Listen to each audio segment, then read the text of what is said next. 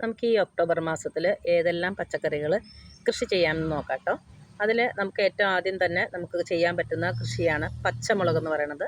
പച്ചമുളക് നമുക്ക് എല്ലാ ടൈപ്പ് പച്ചമുളകുകളും നമുക്ക് ഈ സമയത്ത് നമുക്ക് ഈ സമയത്ത് കൃഷി ചെയ്യാം. ഉണ്ടമുളക്, സെറാമുളക്, ബുള്ളറ്റ് മുളക് അങ്ങനെയുള്ള എല്ലാ ടൈപ്പ് മുളകുകളും നമുക്ക് ഈ സമയത്ത് കൃഷി ചെയ്യാം കേട്ടോ. അപ്പോൾ നമ്മൾ ചെറിയ തൈകളൊക്കെ പറിച്ച് വെച്ച് ഈ സമയത്ത് നടാനായിട്ട് ശ്രദ്ധിക്കണേ.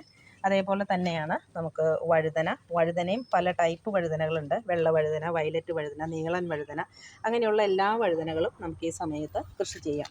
പിന്നെ ഉള്ളതാണ് തക്കാളിയും നമുക്ക് ഈ സമയത്ത് നല്ല രീതിയിൽ തൈകളൊക്കെ പാകി പിടിപ്പിച്ച് നട്ടുകൊടുക്കാൻ പറ്റിയ സമയമാണ്. അപ്പോൾ അതുകൊണ്ട് തന്നെ തക്കാളി നമുക്ക് ഈ സമയത്ത് നല്ല രീതിയിൽ കൃഷി ചെയ്യാൻ പറ്റുന്ന ഒരു പച്ചക്കറിയാണ് കേട്ടോ.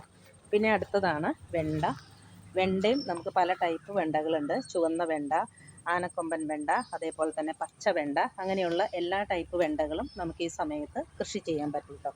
പിന്നെ അടുത്തതാണ് നമ്മുടെ പയറും നമുക്ക് ഈ സമയത്ത് നല്ല രീതിയിൽ കൃഷി ചെയ്യാൻ പറ്റും.